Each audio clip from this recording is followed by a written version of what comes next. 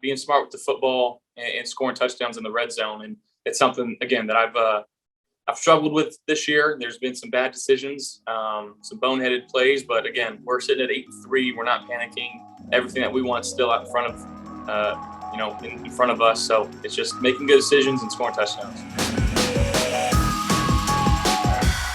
My Cause My Cleats campaign, which starts this upcoming weekend for the NFL season. And this partnership is with the help of Gillette. And for those who don't know about the campaign, could you talk a little bit about My Cause My Cleats and what it means to you? Yeah, well, My Cause My Cleats, obviously, as players, typically we've got to wear uniformed cleats on the field that match our team colors. But the NFL is allowing us to kind of show some expression or creativity on our cleats and what we wear, and to bring a awareness for the cause or the organization that we're working with or working for. And this year, Gillette obviously have been partnering with them. They got an artist, Joshua Vides, who's also designing Mac Jones's cleats this week, which I thought is pretty cool. But the design of my cleat is for the Oishei Children's Hospital. The design's really cool. I'm excited, to wear them. They came out beautifully.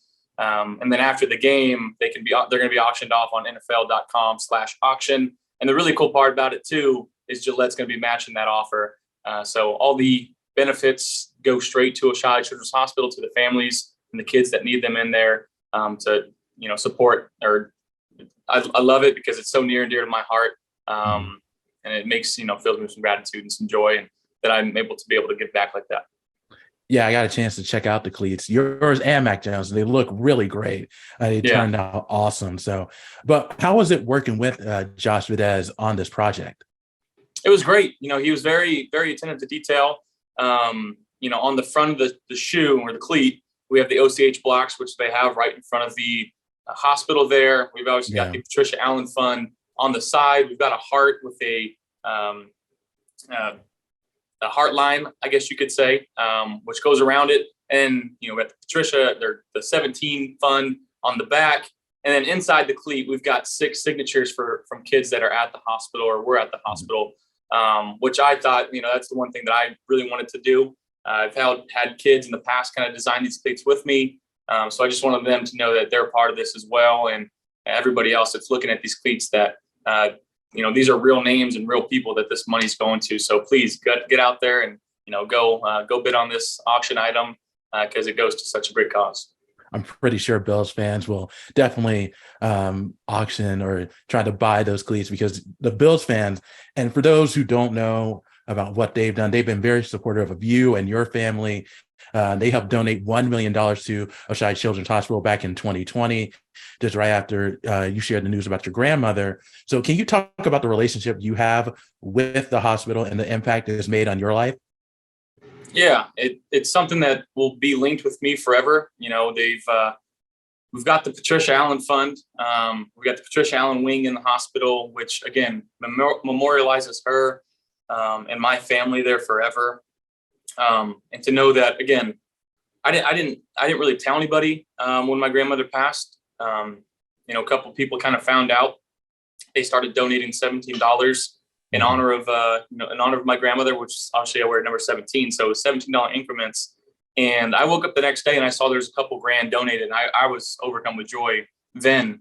Now we're a few $1 million later into this fund, and we're still finding new ways to raise money for these families and these kids that are going through such hard times. And again, I can't thank Gillette for partnering with me with this. And I really appreciate, brands that find ways to innovate themselves into the community that I'm a part of. So they knocked it out of the park this time.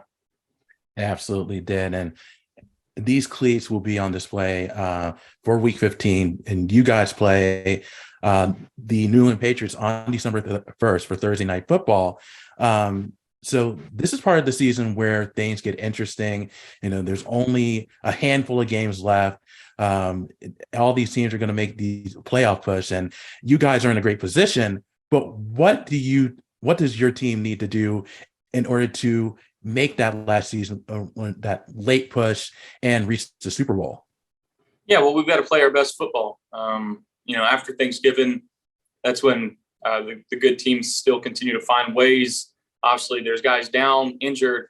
I think anywhere in the league that you look, every team's going to have guys that are injured. So it's how teams can find ways to continue to win. And again, we got to start playing some really good football.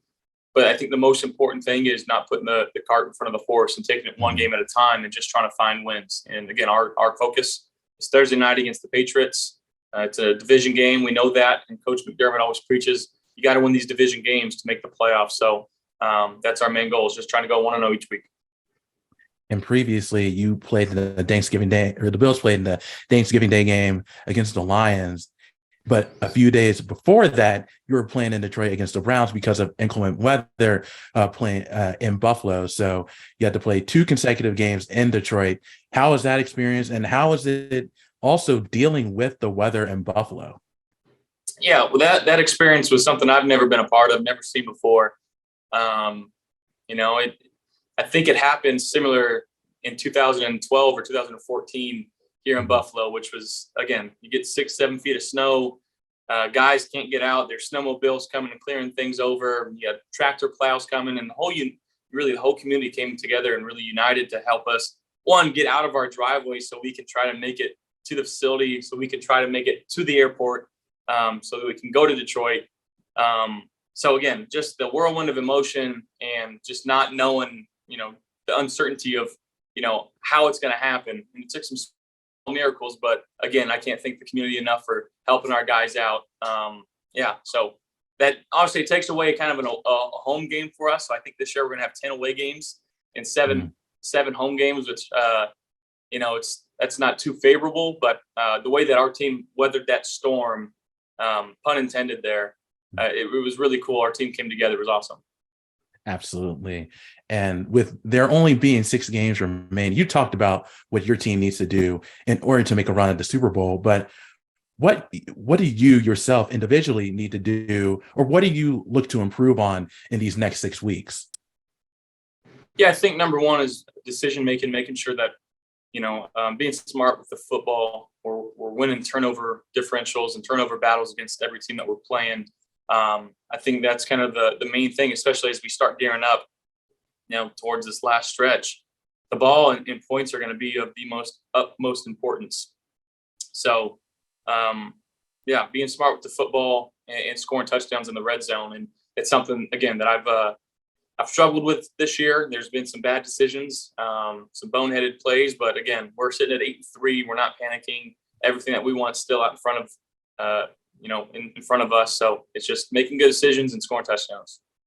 And the last question for me before I let you go is, you talked about better decision making, but you're in your 5th year of your NFL career, and you have improved each and every year. So what's the biggest lesson you've learned so far during your time in the NFL? Yeah, I think, in terms of the game of football, I've learned so much schematically and, emotionally, riding the wave each and every game. I think the most important thing is just trying to stay as neutral as possible, not getting too high with the highs, not getting too lows with the lows. Even small things like after a game, I may feel like I played like absolute, what. But after watching the film, it's like, all right, I made 1 or 2 bad decisions here. I can clean up here. And then there's been games like, man, that was awesome. We killed it. And I go back and watch the film. It's like, where are my eyes at here? Why am I doing this? So it's not riding the wave, but trying to stay as neutral as possible and just trying to, again, be the best player that I can be and the best quarterback that I can be for the Buffalo Bills.